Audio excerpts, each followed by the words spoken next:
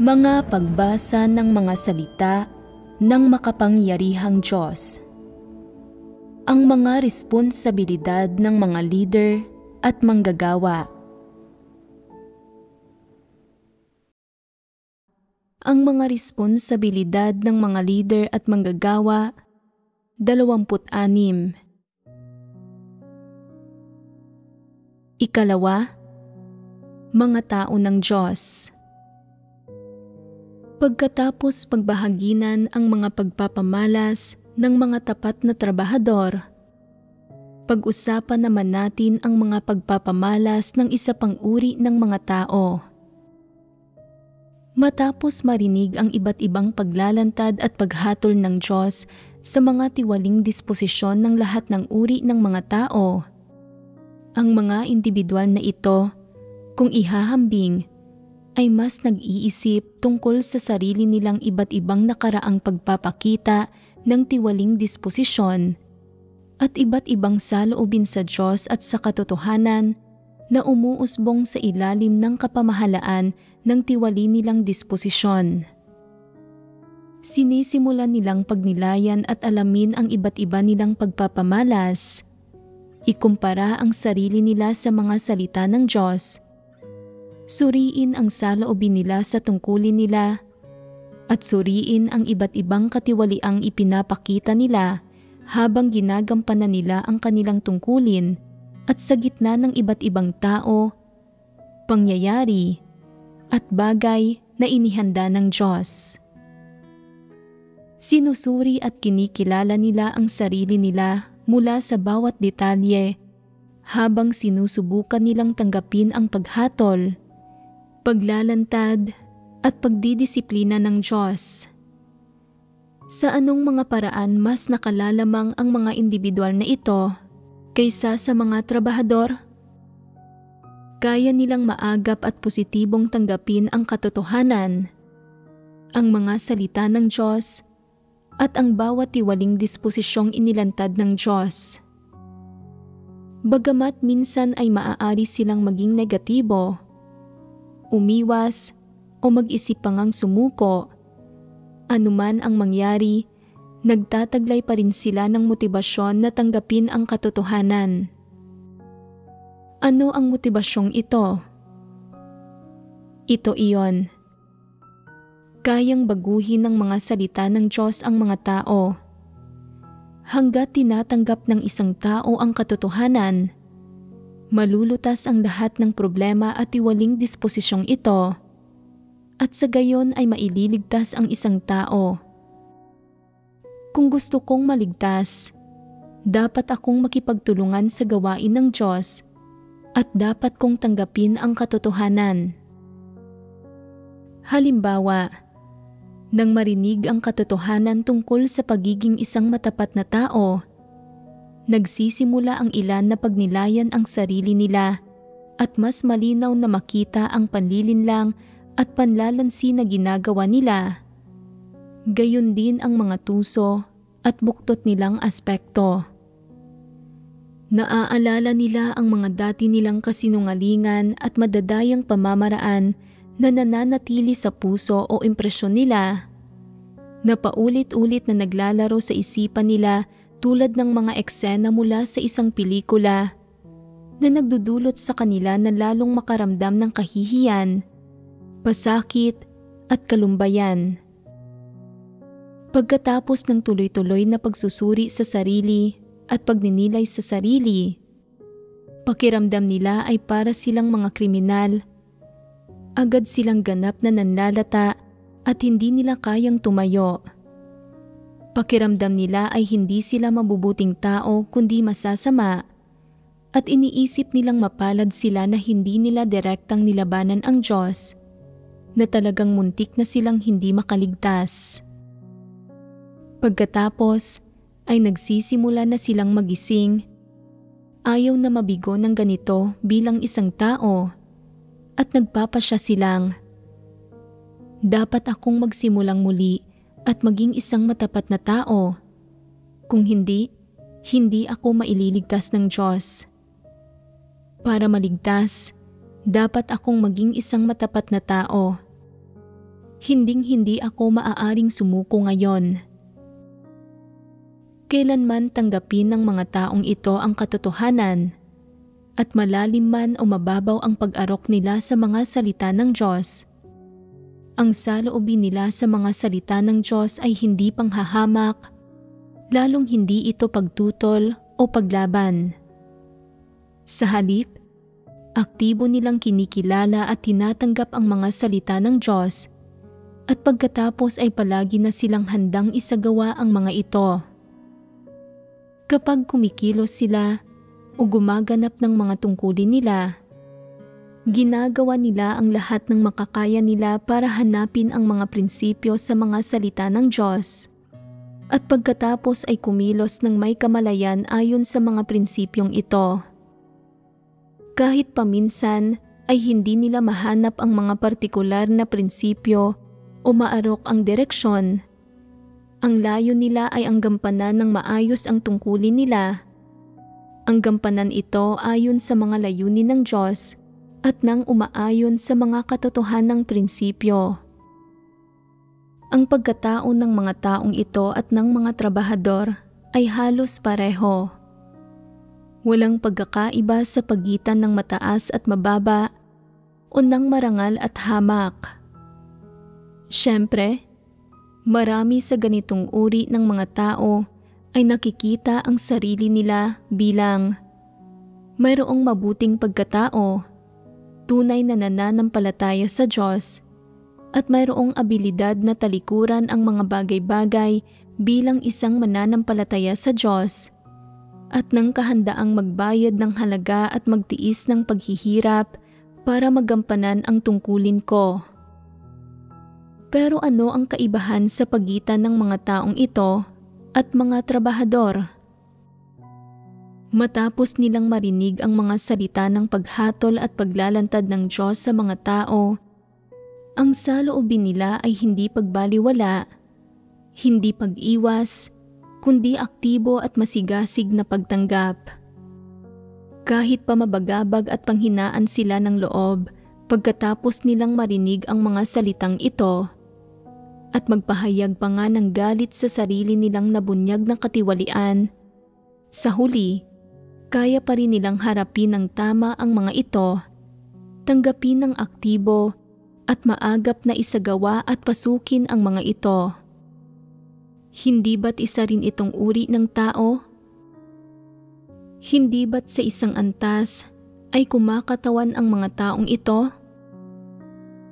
Marami bang ganitong tao? Bagamat hindi sila marami ngayon, mayroong pag-asa na dadami ang bilang nila. Kaya, sa anong kategorya dapat mabilang ang mga taong ito? Maipapahiwatig ba ng mga partikular na pagpapamalas na ito na minamahal ng mga taong ito ang katotohanan at kaya nilang tanggapin ang katotohanan? Maipapahiwatig ng mga ito. Bagamat mas mabagal na tinatanggap ng ilang taong may mahinang abilidad na makaarok ang katotohanan, sa kaibuturan ng puso nila, tinatanggap nila ang katotohanan at mayroon silang pag-iisip na aktibong pumasok dito. Sa tuwing mayroong nakikipagbahaginan tungkol sa bagong liwanag o mga landas para sa pagsasagawa na alinsunod sa mga katotohanang prinsipyo, kumikinang ang mga mata nila, naliliwanagan ang mga puso nila, at nagagalak sila. Iniisip na, sa wakas, mayroong nakipagbahaginan tungkol sa liwanag na ito. Ito ang wala sa akin.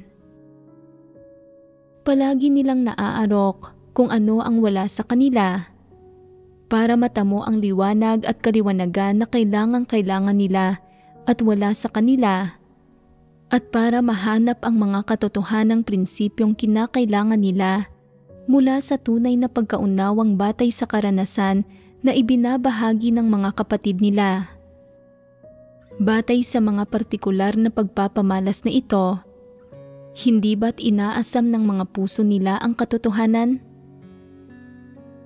Kung sasabihin nating minamahal ng mga taong ito ang katotohanan, hindi masyadong objektibo o tumpak ang pahayag na ito. Gayunpaman, batay sa mga partikular nilang pagpapamalas, inaasam nga ng mga taong ito ang katotohanan. Saan nanggagaling ang pag-aasam na ito? Nanggagaling ito sa pag-asa nilang malutas ang mga tiwali nilang disposisyon, sa pag-asa nilang malutas ang iba't ibang problema at suliraning kinakaharap nila sa buhay pagpasok nila, at sa pag-asa nilang lumago sa katotohanan na magsiyasat ng mas malalim, gayon din sa pag-asa nilang tunay na makakilos ng may mga prinsipyo, na magsagawa ng may landas, na mas tumpak na makilala mula sa mga pagbubunyag ng mga tiwali nilang disposisyon kung ano ba ang diwa ng mga tiwali nilang disposisyon at kung paano ba lulutasin at iwawaksi ang mga ito. Kahit na madalas na namumuhay ang mga taong ito sa loob ng mga tiwaling disposisyon, tulad ng pakikipag-agawan para sa katayuan, pagmamatigas na ipilit ang sarili nilang paraan, at pagiging mapagmagaling, mapagmataas, mapanlinlang, o matigas pa nga ang kalooban, sa pamamagitan ng patuloy na pagkain at pag-inom ng mga salita ng Diyos at pagdanas ng gawain ng Diyos, unti-unting masusuri at matutukoy ang mga hayagang problemang ito. Pagkatapos, makikilala nila ang mga ito bilang mga problema, mga pagbubunyag ng mga tiwaling disposisyon, hindi alinsunod sa katotohanan at kinamumuhian ng Diyos. Matapos mabatid ang mga tiwali nilang disposisyon, mas lalo silang nag-aasam na malutas at maiwaksi ang mga ito. Isa ito sa mga pinagmulan ng pag-aasam nila sa katotohanan. Sa madaling salita, mayroon silang pangangailangang lutasin ang mga tiwali nilang disposisyon ng apurahang mentalidad na iwaksi ang mga tiwali nilang disposisyon. Kasabay nito, anumang tiwaling disposisyon ang matuklasan nilang naibunyag nila o anumang mga problema o paghihirap ang makaharap nila, masabik silang maghanap ng mga tumpak na kasagutan sa mga salita ng Diyos at maunawaan kung ano ang hinihingi ng Diyos sa tao at anong mga katotohanan at salita ng Diyos ang dapat gamitin para lutasin ang mga ito. Ang mga ito ang mga partikular na pagpapamalas at pinagmulan ng pag-aasam nila sa katotohanan. Isa ba itong objektibong pahayag? Hindi masasabing nagmamahal sa katotohanan ang mga taong ito. Kung mahal nila ang katotohanan, magiging lubos na maagap sila at magiging mas positibo ang iba't iba nilang pagpapamalas. Gayunpaman, batay sa iba't ibang pagpapamalas ng mga taong ito at sa aktwal nilang tayog, hindi pa sila umaabot sa punto ng pagmamahal sa katotohanan kundi inaasam pa lang nila ito. Labis ng objektibo ang pahayag na ito. Kaya, kung titingnan ang iba't ibang pagpapamalas ng mga taong ito, sa aling kategorya sila dapat mabilang? Sa tumpak na pananalita, nabibilang ang mga taong ito sa kategorya ng mga tao ng Diyos. May batayan ang pahayag na ito. Anong batayan? Ang mga tiwaling disposisyon ng mga taong ito ay pareho sa mga tiwaling disposisyon ng iba. Pagdating sa pagkatao, hindi masasabing mabuti ang pagkatao nila, ni masasabing perpekto sila sa paningin ng Diyos. May taglay na karaniwang pagkatao ang karamihan sa kanila. Ano ang ibig sabihin ng karaniwan dito? Nangangahulugan ito ng pagkakaroon ng isang partikular na antas ng konsensya at katwiran. Pero hindi ito ang pinakamahalagang aspekto. Ano ang pinakamahalaga? Ito ay na pagkatapos marinig ang mga salita ng Diyos at mga hinihingi ng Diyos, pagkatapos marinig ang tungkol sa mga tiwaling disposisyon ng lahat ng uri ng mga tao na inilantad ng mga salita ng Diyos, hindi sila walang interes kundi naaantig at kikilos sila. Ano ang ibig sabihin ng pagkilos? Nangangahulugan ito na pagkatapos marinig ang mga salitang ito ng Diyos at ang mga katotohanan ito, ayaw na nilang mamuhay sa mga tiwaling disposisyon at ipagpatuloy ang mga nakaraan nilang paraan ng pamumuhay. Sa halip, sinisikap nilang baguhin ang iba't ibang kaisipan, pananaw at paraan ng pag-iral at paraan ng pamumuhay na dati nilang sinandigan. Kasabay nito, aktibo nilang hinahanap ang katotohanan sa paggampan ng tungkulin nila at sa iba't ibang sitwasyong inihanda ng Diyos, gamit ang mga salita ng Diyos bilang batayan at mga prinsipyo para sa pagsasagawa, sa halip na maging walang pakundangan at matigas ang ulo. Mula sa kanilang pagkatao, kakayahan, mga saloobin at pananaw sa mga salita ng Diyos, sa gawain ng Diyos at sa mga hinihingi ng Diyos at iba pa, ang mga taong ito ang mismong mga nilalayong iligtas ng Diyos. Mas may pag-asa silang maiwaksi ang mga tiwali nilang disposisyon at mailigtas kaysa sa mga trabahador. Tanging ang mga tumatanggap sa katotohanan at kayang iwaksi ang mga tiwali nilang disposisyon para maligtas ang itinuturing na mga tao ng Diyos. Hindi ba't napakaangkop ng pakahulugang ito? Ito ang pinakaangkop. Ang kaligtasan ay hindi tungkol sa kaunting pagsisikap lang at pagbabayad ng kaunting halaga para makapanatili, at pagkatapos ay nalutas na ang lahat. Ano ang kondisyon ng mga maililigtas? Isa itong kondisyon kung saan, sa pamamagitan ng pagtanggap at pagdana sa mga salita at gawain ng Diyos, nalulutas ang mga tiwali nilang disposisyon. Sa prosesong ito, nakikilala nila ang Diyos, nauunawaan nila ang sarili nilang mga tiwaling disposisyon, at nagkakaroon sila ng mga tunay at konkretong karanasan sa mga salita ng Diyos. Kaya nagagawa nilang magpatotoo sa Diyos. Nagagawa nilang patotohanan ang Diyos. Anong mga aspekto ng Diyos ang pinatototohanan nila? Nagpapatotoo sila sa mga layunin ng Diyos, sa disposisyon ng Diyos, sa mga tinataglay ng Diyos at ang kanyang pagiging Diyos, sa pagkakakilanlan ng Diyos at na ang Diyos ang lumikha. Ito ang maaaring maipamala sa isang tao pagkatapos matamo ang kaligtasan. Bakit makakamit ng mga tao ang mga resultang ito pagkatapos na maligtas?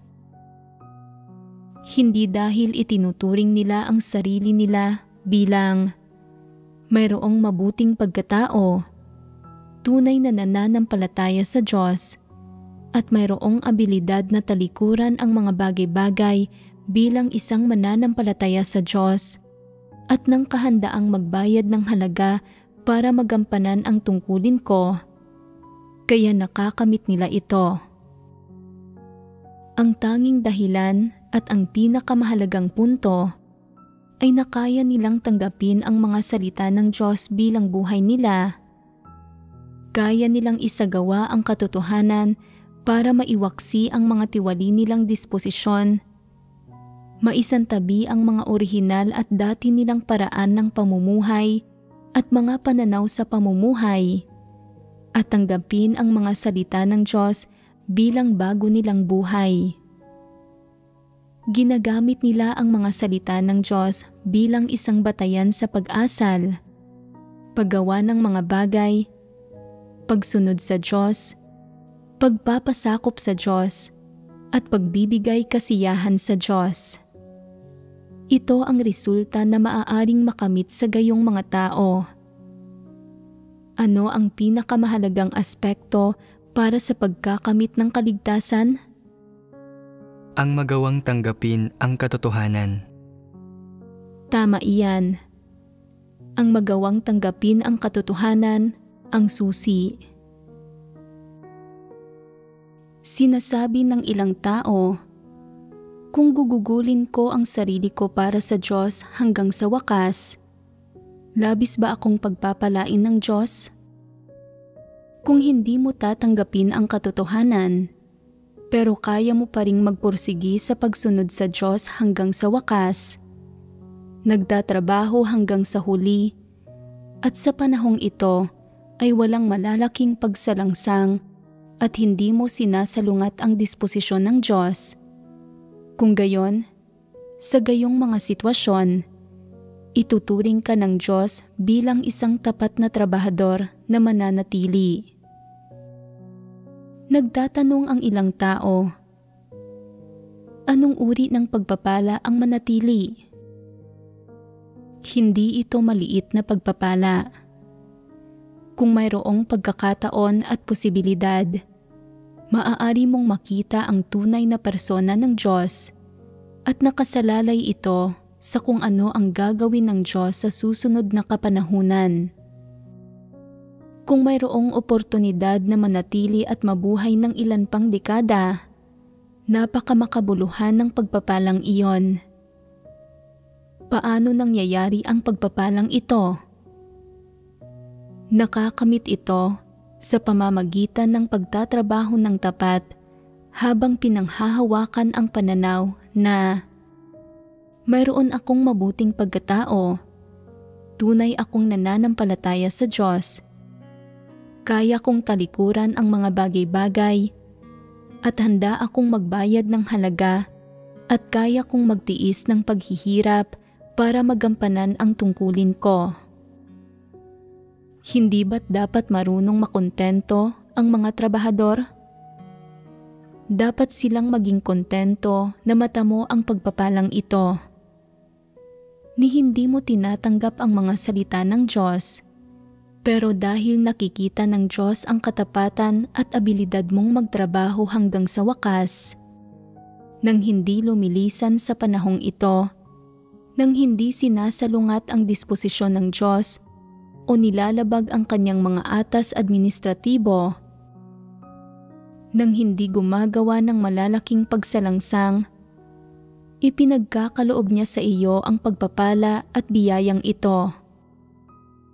Mula noong likhain ang sangkatauhan, ito ang pinakamalaking kaloob na ibinibigay ng Diyos sa mga tiwaling tao na nagtrabaho lang ng tapat pero hindi nagtamo ng kaligtasan.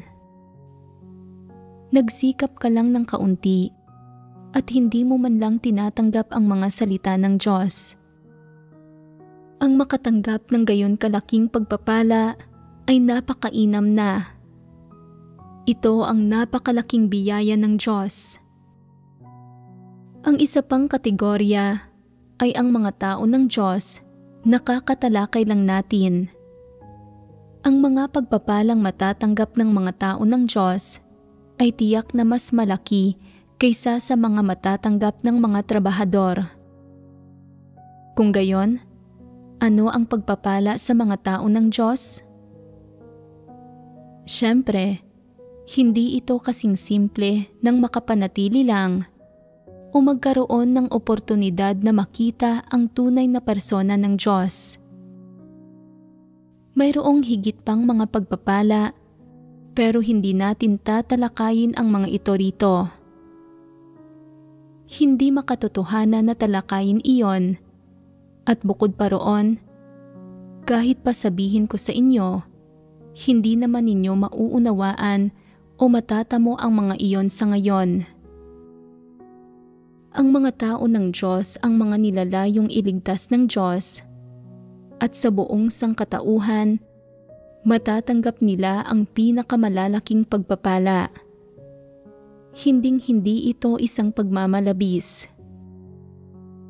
Bakit ganoon? Dahil sa gawain ng Diyos, sa loob ng gawain ng 6,000 taong plano ng pamamahala ng Diyos na iligtas ang sangkatauhan, ay naiwaksi ng mga tao ng Diyos ang tiwaling disposisyon ni Satanas at naisabuhay nila ang mga salita ng Diyos. Dahil nagagawa nilang tanggapin ang mga salita ng Diyos, ituring ang mga salita ng Diyos bilang ang katotohanan at bilang ang mga prinsipyo para sa pag-iral nila, at gawing buhay nila ang mga salita ng Diyos, at sa gayon ay malakas at umaalingaw-ngaw na magpatotoo sa Diyos. Nagagawa nilang gamitin ang isinasabuhay nila, ang buhay nila, para gantihan at ipahiya si Satanas. Nagagawa nilang patotohanan ang Diyos sa sangkatauhan at sa gayon ay magdala ng kaluwalhatian sa Diyos. Sa makatuwid, ang mga tao ng Diyos ang mga nilalayong iligtas ng Diyos at ang mga nakatatanggap ng kaligtasan. Sinasabi ng ilang tao, dahil kaya ng mga individual na ito na gawing buhay nila ang mga salita ng Diyos, isabuhay ang mga salita ng Diyos at patotohanan ang Diyos, dahil ba roon ay nagiging mga minamahal na anak sila ng Diyos, iyong mga kinalulugdan ng Diyos? Masyado kang nag-iisip. Ayos nang maging isa sa mga tao ng Diyos. Kung tatawagin ka ng Diyos na kanyang anak, kanyang supling, o kanyang minamahal na anak, ang Diyos ang magpapasya roon. Pero kahit kailan, hindi mo kailanman dapat ipahayag mismo na ikaw ang minamahal na anak ng Diyos, ang anak ng Diyos o ang minamahal ng Diyos. Huwag kang gumawa ng gayong mga pahayag tungkol sa sarili mo at huwag mong ituring ang sarili mo bilang ganoon. Isa kang nilikha. Tama ito. Kahit pa isang araw ay tawagin ka na kasama sa mga tao ng Diyos o tumahak ka na sa landas ng kaligtasan, isa ka pa ring nilikha lang. Kung ganito ka mag-isip, nagpapatunay ito na ang landas na tinatahak mo ay ang tamang landas. Kung palagi kang naghahangad na maging minamahal na anak ng Diyos, na mahalin ng Diyos, na kalugdan ng Diyos, ang landas na tinatahak mo ay ang maling landas. Walang patutunguhan ang landas na ito at hindi mo dapat gawin ang ganyang pangangarap ng gising. Kung nagsabi man ang Diyos ng gayong mga salita kailanman o nagbitaw ng gayong pangako sa mga tao, hindi mo dapat ituring ang sarili mo na ganito. Hindi ito ang dapat mong subukang matamo. Ayos nang maging isa sa mga tao ng Diyos. Pasok na sa pamantayan bilang mga nilikha ang mga tao ng Diyos. Nakakalungkot lang na hindi ka pa ganoon. Kaya, huwag mong hangarin ang mga malabo, di totoo, at walang kabuluhang bagay na iyon. Ang magawang hangarin na maligtas ay, sa isang antas, pagtahak na sa landas ng kaligtasan. Ang mga pangunahing katangian ng mga tao ng Diyos ay nakaya nilang tanggapin ang katotohanan at nagpapakita sila ng pagmamahal sa katotohanan. Sa proseso ng pagdanas ng gawain ng Diyos at paghahangad ng kaligtasan, maaaring malutas, maiwaksi, at mabago sa iba't ibang antas ang kanilang mga tiwaling disposisyon, mga dating kaisipan, at iba't ibang negatibong kalagayan at pagpapamalas na nauugnay sa kanilang mga tiwaling disposisyon. Pagkatapos, maisa sa buhay na nila ang mga hinihingi ng Diyos na maging isang matapat na tao, isang taong nauunawaan ang mga katotohanang prinsipyo, isang taong may katapatan at pagpapasakop, at isang taong kayang matakot sa Diyos at umiwas sa kasamaan. Pagdating naman sa kung paano maging isa sa mga tao ng Diyos na pasok sa pamantayan at nakakatugon sa sukatan, hindi tayo magpapalawig tungkol doon. Hindi iyon ang paksa ng pagbabahaginan natin ngayon. Ikatlo, mga upahang manggagawa. Bukod sa mga trabahador at mga tao ng Diyos, may isa pang kategorya ng mga individual na pinakakaawa-awa sa mga hinirang ng Diyos. Pagkatapos marinig ang iba't ibang katotohanang ipinahayag ng Diyos at ang iba't ibang salita ng kanyang paglalantad sa sangkatauhan, ang pag-uugali nila, ang isinasabuhay nila, at mga paghahangad nila ay hindi nagpapakita ng anumang pagbabago. Paano ka man makipagbahaginan sa kanila tungkol sa katotohanan, nananatili silang walang interes. Ayaw kong magbago. Mamumuhay ako kung paano ko man gustong mamuhay, at walang sino man ang makakakontrol sa akin. Gawin ninyo kung ano ang gusto ninyo. Wala akong pakialam. Hindi maganda ang timpla ko ngayon, kaya wala dapat sa inyo na manginis sa akin. Kung iinisin ninyo ako, hindi ako magiging magalang. Hindi nila itinuturing ang sarili nila nang may tiyak na saloobin o pananaw na mayroon akong mabuting pagkatao, tunay akong nananampalataya sa Diyos, kaya kong talikuran ang mga bagay-bagay, at handa akong magtiis ng paghihirap at magbayad ng halaga. Pero nagpapakita sila ng mas tiyak na saloobin kasama ang mga kapatid. Ano ang saloobing ito? Ito ay, kikilos ako kung paano ko man gusto. Gagawin ko kung anuman ang nais ko. Walang sino man ang dapat humimok sa akin na tanggapin ang katotohanan. Walang sino man ang dapat sumubok na baguhin ako. Ang sino mang sumubok na himukin akong tanggapin ang katotohanan ay naghahanap lang ng gulo. At kung may sino mang sumubok na pungusan ako, lalaban ako ng todo. Wala silang kahit katiting na interes sa anumang pangungusap na binigas ng Diyos, ni sa gawaing ginagawa ng Diyos. Siyempre, pagdating sa mga tiwaling disposisyon ng mga tao at sa mga prinsipyo ng paggawa ng mga bagay, gayon din sa saloobing dapat taglayin ng mga tao sa Diyos at mga prinsipyong dapat sundin sa mga pakikisalamuha sa iba, na binabanggit ng mga kapatid sa mga pagtitipon o habang ginagampanan ang tungkulin nila. Tinatrato nila ang mga ito ng may saloobin ng panghahamak. Gumagampan ng tungkulin ang ilang individual, pero ganap nilang binabaliwala ang mga prinsipyong hinihingi ng sambahayan ng Diyos. Ginagawa nila ang mga bagay-bagay kung paano nila ito pinlano.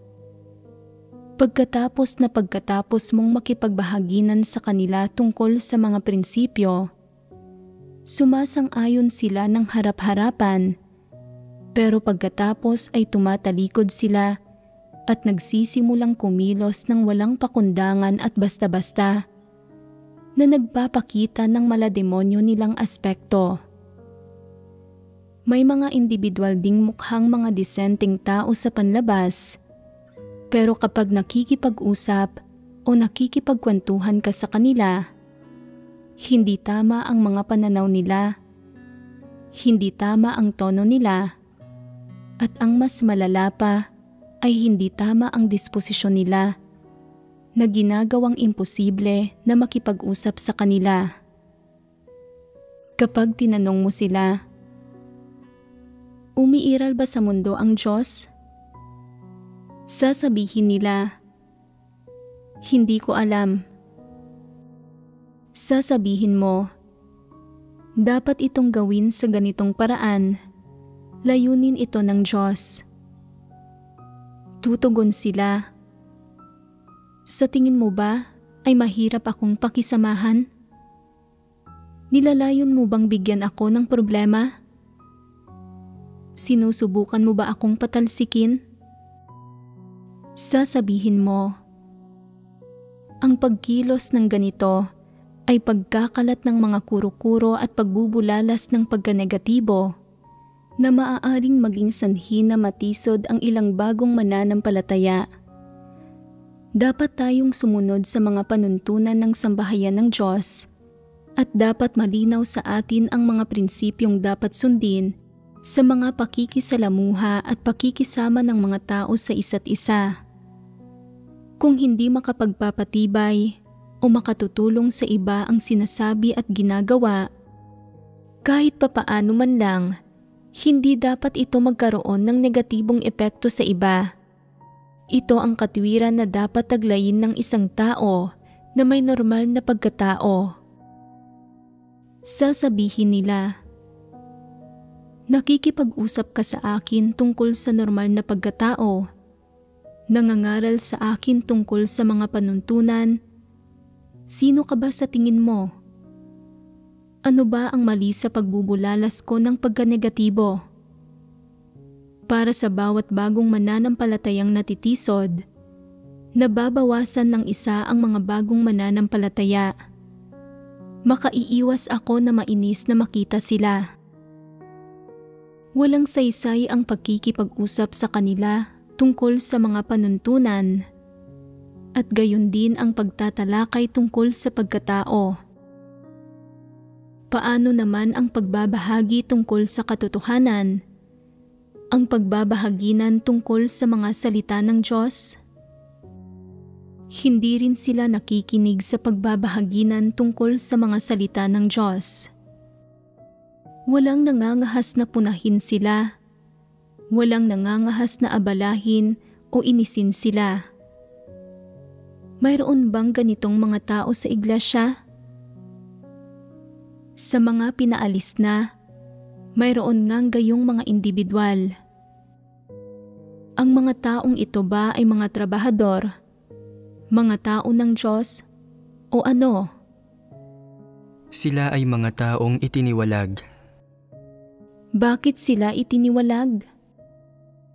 Dahil sa hindi pagtanggap sa katotohanan. Dahil sa pagtutol sa katotohanan. Ito ang diwa ng problema. Kung gayon, bakit hindi nila tinatanggap ang katotohanan? Bakit sila tumututol sa katotohanan? Ano ang ugat na sanhi? Ang diwa ng mga taong ito ay sa mga hindi mananampalataya. Tama. Ang diwa nila ay sa mga hindi mananampalataya. Marami-raming hindi mananampalataya sa iglesia, pero ganito ba ang lahat ng hindi mananampalataya? Ang mga individual na ito, na wala man lang pinakapangunahing moralidad at pagpapalaki, itinitiwalag ba sila dahil lang sila ay mga hindi mananampalataya? Bakit sila itinitiwalag? Sa ugat nito, isa itong problema ng pagkatao. May masama at mapaminsalang pagkatao ang mga taong ito. Sa tumpak na pananalita, wala silang pagkatao. Dahil wala silang pagkatao, ano sila? Mga tao sila na may maladiablong kalikasan. Paano maikukumpara ang mga taong may maladiablong kalikasan sa mga hayop? Sa tingin ko, ay mas masahol pa nga sila kaysa sa mga hayop. Kaya ng ilang hayop na maging masunurin at umiwas na gumawa ng mali. Halimbawa, kaya ng mga aso na maging napakabuti. Talagang mainam na gawing mga alaga ang ilang aso. Talagang nakakasundo ang mga tao. Talagang masunurin at matalino sila. Nauunawaan ang lahat ng sinasabi ng mga tao at angkop silang manatili sa loob ng bahay. Higit na mas mabuti ang gayong mga aso kaysa sa mga masuwaying tao. Maraming tao ang mas masahol pa kaysa sa mabubuting aso. Kung gayon, tao pa rin ba sila? Hindi. Hindi sila tao. Sila ay hindi tao. Maraming tao ang hindi nakauunawa sa wika ng tao. Imposibleng makipag-usap sa kanila. Hindi nila tinatanggap ang katotohanan, paano man ito ibinabahagi. Nagrereklamo sila kapag pinupungusan, at nagnangalit sila at nagmumura kapag natiwalag sila. Hindi nagpapakita ng anumang pagbabago kahit ilang taon na silang nananampalataya. Pwede pa rin bang pahintulutang manatili sa sambahayan ng Diyos ang gayong mga tao? Hindi sila pwedeng pahintulutang manatili. Sa anong kategorya dapat ibilang ang gayong mga individual? Una sa lahat, dapat bang ikategorya ang mga individual na ito bilang hinirang na mga tao ng Diyos? Kung hindi sila kabilang sa mga hinirang ng Diyos, sa anong kategorya sila dapat ilagay? Ang hindi mapabilang sa mga hinirang ng Diyos. Paano dapat ito bigyan ng kahulugan? Nangangahulugan ito na mula sa perspektiba ng pagkatao na ipinapakita at isinasabuhay nila. Hindi lang ito isang simpleng usapin ng pagiging hindi mananampalataya. Hindi sa tao ang diwa nila. Marami ang hindi mananampalataya.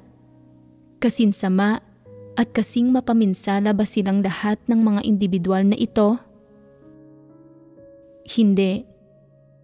Maging sa mga walang pananampalataya, hindi lahat ay ganoon kasama. Nagtataglay ang ilang tao ng mga pinakapangunahing pamantayan ng moralidad. Paano naman ang mga individual na ito kung gayon? Wala man lang sila ng mga pinakapangunahing moralidad at pagpapalaki na mayroon ang mga walang pananampalataya.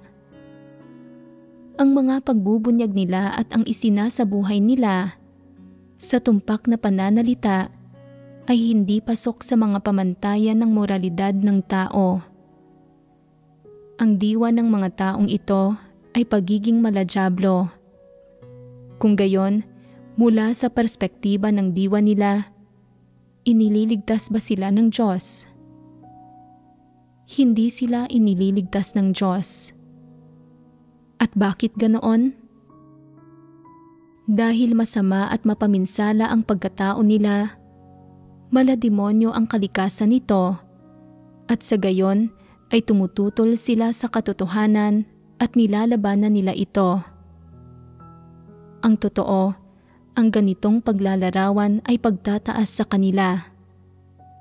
Sa mas tumpak na pananalita, tinututulan at kinamumuhian ng mga individual na ito ang mga positibong bagay.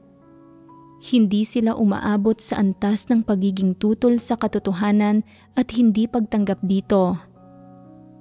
Tumututol, namumuhi, at lumalaban sila maging sa mga pinakapangunahing positibong bagay. Ang mga panuntunang dapat sundin ng isang taong may normal na pagkatao at ang pagpapalaking dapat na mayroon sila ay pawang mga bagay na kinasusuklaman nila. Kaya ba nilang tanggapin ang katotohanan? Hindi nila iyon nagagawa. Tama. Hindi nila iyon nagagawa. Hindi man lang sila mga trabahador. Sinasabi ng ilang tao, dahil hindi man lang sila mga trabahador, ano ang turing sa kanila sa loob ng sambahayan ng Diyos? Paano sila nakapasok sa sambahayan ng Diyos? Kung ipapaliwanag natin sila para ilagay sila sa isang kategorya, sa tumpak na pananalita, ang mga individual na ito ay katulad ng mga upahang manggagawa o pansamantalang manggagawa na ipinasok mula sa mga walang pananampalataya. Malinaw ba ang kahulugan nito? Ito ang kategorya nila, gayon din ang papel na ginagampanan nila sa sambahayan ng Diyos. Hindi man lang sila mga trabahador. Hindi ko sila itinuturing na mga trabahador. Hindi sila karapat-dapat. Nagtataglay ang mga trabahador ng mga katangiang tulad ng pagkakaroon ng mabuting pagkatao, tunay na pananampalataya sa Diyos, at pagkakaroon ng kahandaang magbayad ng halaga at ng abilidad na magtiis ng paghihirap at isinasabuhay nila ang mga bagay na ito. Wala kahit ng mga katangiang ito ang mga individual na ito, kaya ang pagkaklasipika sa kanila bilang mga upahang manggagawa ay pagpapakita na sa kanila ng sukdulang kabaitan at lubos na magalang. Ano ang ibig sabihin ng pagiging isang upahang manggagawa o pansamantalang manggagawa? Nangangahulugan ito na dahil sa mga espesyal na pangangailangan sa mga partikular na panahon, ang sambahayan ng Diyos ay kumukuha ng ilang individual na walang kaugnayan sa kaligtasan para makumpleto ang ilang gampanin. Pagkatapos makumpleto ang mga gampaning ito, nabubunyag ang tunay na kulay ng mga individual na ito. Sapat nang nagdusa ang hinirang na mga tao ng Diyos mula sa pakikisalamuha sa kanila, labis nang nagsasawa sa kanila, at nagkaroon na rin ng sapat na paghilatis tungkol sa kanila. Sa gayong mga sitwasyon, dapat na paalisin ang mga individual na ito. Ito ang pinakaangkop na panahon para sa gayong mga pagkilos. Malinaw bang ipinaliwanag ngayon lang kung paano lumilitaw ang mga individual na ito? Mga upahan silang manggagawa na walang kaugnayan sa kaligtasan, na ipinasok sa mga espesyal na panahon ng gawain ng iglesia. Pagkatapos gumawa ng kung ano-anong trabaho at magserbisyo sa loob ng ilang panahon, gumagawa ang mga individual na ito ng mga walang pakundangang maling gawa sa loob ng sambahayan ng Diyos, na nagiging sanhi ng maraming pagambala at panggugulo. Ang papel na ginagampanan nila ay iyong sa mga negatibong karakter. Ganap nilang sinasalamin ang tunay na mukha ni Satanas at ng mga dyablo. Ginugulo ang gawain ng iglesia at sinisira ang kaayusan ng buhay iglesia. Sa mas konkretong pananalita, masasabing lubhang nakakapinsala ang mga individual na ito sa mga interes ng sambahayan ng Diyos, tulad ng paninira ng marami sa mga kasangkapan, makinarya, at mahalagang gamit ng sambahayan ng Diyos at iba pa. Masasabing nagdulot ng malawakang galit ang mga kilos at pag-uugali ng mga individual na ito. Siyempre, binigyang kakayahan din nila ang mas maraming tao na matuto ng mga aral at magkamit ng pagkilatis, na matutunan kung ano ang isang dyablo at kung ano ang ibig sabihin ng kawalan ng pagkatao, at na malinaw na makita ang mga tunay na mukha ng mga hindi mananampalataya. Binigyang kakayahan nila ang mga tao na makita sa isang malinaw at mas konkretong paraan kung ano ang mga kaisipan at pananaw ng mga hindi mananampalataya, kung ano ang hinahangad nila, kung ano ang ninanais nila sa kaibuturan ng mga puso nila, kung ano ang saloobin nila sa Diyos at sa katotohanan, at kung ano ang saloobin nila sa mga tungkulin nila, at sa mga positibong bagay, at maging ang mga saloobing kinikimkim ng mga individual na ito sa mga partikular na regulasyong ginawa ng sambahayan ng Diyos at iba pa.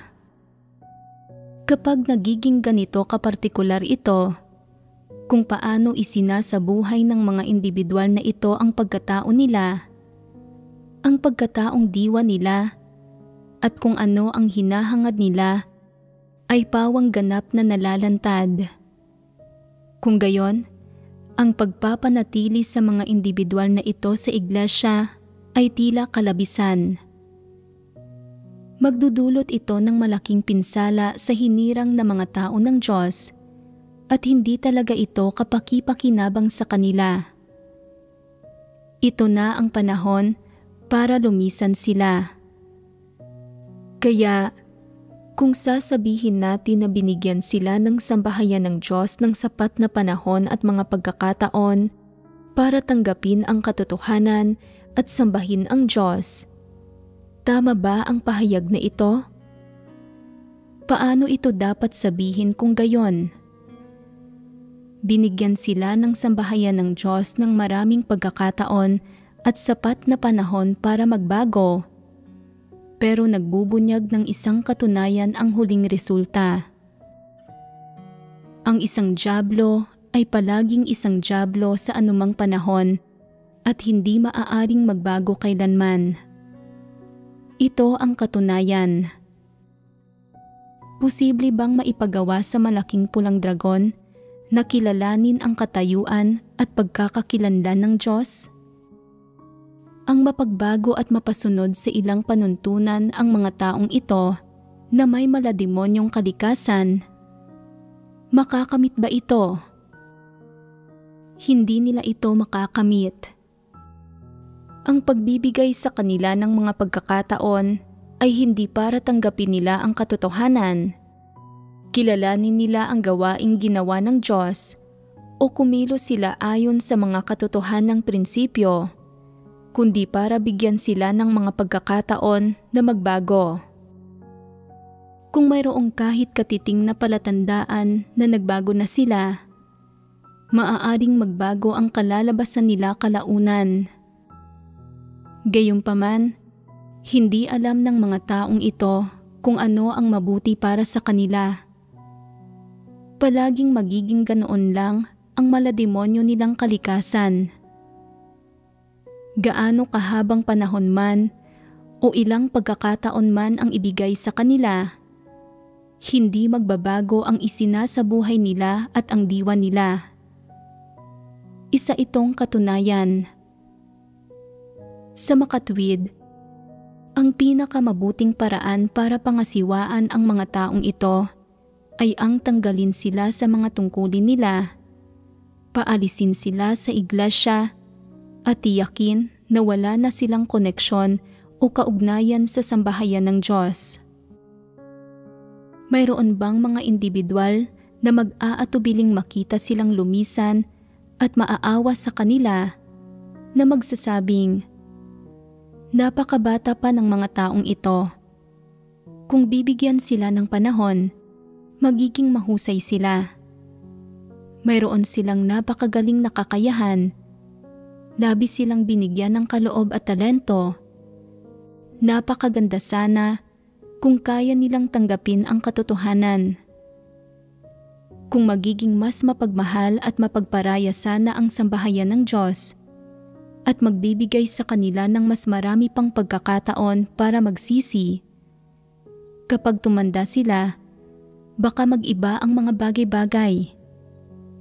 Anong uri ng mga tao ang ganito mag-isip? Mga taong naguguluhan, mga taong nalilito. Tama. Silang lahat ay mga taong naguguluhan at nalilito. Mga tampalasan lang. Hindi inililigtas ng Diyos ang gayong mga tao. at hindi sila pinapahintulutan ng sambahayan ng Diyos na manatili. Ano ba ang dapat kaawaan sa kanila? Sinasabi ng Diyos na hindi niya ililigtas ang gayong mga tao, pero iminumungkahi mong bigyan sila ng pagkakataong magsisi. Kaya mo bang magligtas ng mga tao? Hindi ba't pagsalungat ito sa Diyos? Sinusubukan mo bang ipaisip sa iba na mas mapagmahal ka kaysa sa Diyos? Taglay mo ba ang katotohanang realidad? Kaya mo bang kilatisin ang diwa ng isang tao? Sino ba ang makapagliligtas sa mga tao? Ang Diyos o ikaw? Ang pangangahas na sumalungat sa Diyos, masyado itong mapagmataas, mapagmagaling, at wala sa katwiran. Hindi ba? Hindi ba't isa itong malaking pagre-rebelde? Hindi ba't reinkarnasyon ito ni Satanas at ng masasamang espiritu na palaging nasisiyahan sa pagsalungat sa Diyos? Ang mga hindi mananampalatayang binanggit ngayon lang ay mas mababa kaysa sa mga hayop. Paano man makipagbahaginan ang isang tao sa kanila tungkol sa katotohanan, wala itong silbi. Maging ang pagpupungos sa kanila ay walang saysay. Masasabing taglay nila ang kalikasan ni Satanas at hindi sila kailanman magbabago. Kung gusto ng isang tao na bigyan ng pagkakataon iyong mga kauri ni Satanas na magsisi, hayaan mo siyang magtustos para sa gayong mga tao. Tingnan natin kung tunay na may pagmamahal siya. Iyong mga hindi mananampalataya na hindi man lang tinatanggap ang katotohanan ang pinakamasahol sa iglesia. Parang mga hayop silang lahat, wala sa katwiran at walang kakayahang maligtas. Sa nakaraan man o sa kasalukuyan, ang pagtrato sa kanila ng iglesia ay naging napakaangkop. Nagpakita ang iglesia ng napakalaking pasensya at pagpaparaya sa kanila at nagbigay sa kanila ng sapat na mga pagkakataon. Pero hanggang ngayon, hindi pa rin talaga sila nagbabago, lalo pang tumitindi ang mga pamamaraan nila. Sa simula, kapag nananampalataya sa Diyos ang mga taong ito nang may mga kuro-kuro nila, imahinasyon at pagnanais sa mga pagpapala, kaya nilang medyo magpigil, gampanan ang mga tungkulin nila ng may kaunting kasiglahan at sigasig.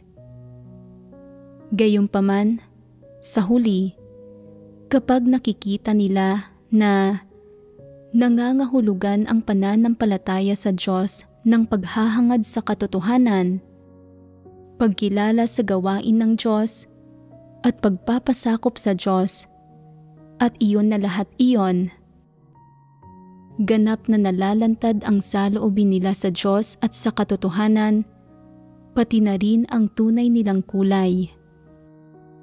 Ano ba ang nalalantad?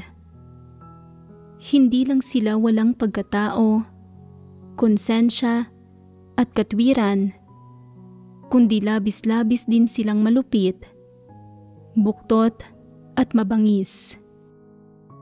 Hinahamak nila ang Diyos at ang katotohanan, at tinatrato pa nga ang mga hinihingi at panuntunan ng sambahayan ng Diyos at ang mga atas administratibo ng Diyos nang may pagkamapanlaban at paghamon. Pinatindi ng mga pagpapamalas nilang ito ang pagkasuklam at pagkamuhing nararamdaman ng hinirang na mga tao ng Diyos sa kanila, at pinabilis din ng mga ito ang pag-aalis sa kanila ng sambahayan ng Diyos na sa huli ay mabilis na tumukoy kung mananatili o lilisan ba sila. Nagpasya ng mga kinalabasan at tadhana nila.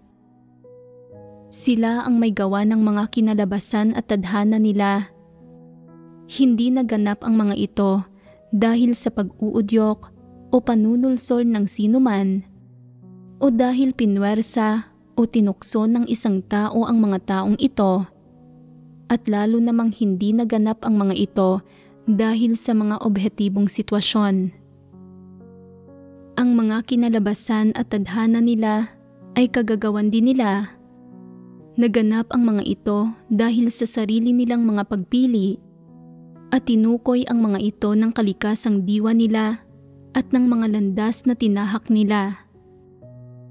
Nakatakda na ang mga kalalabasan at tadhana ng mga taong ito.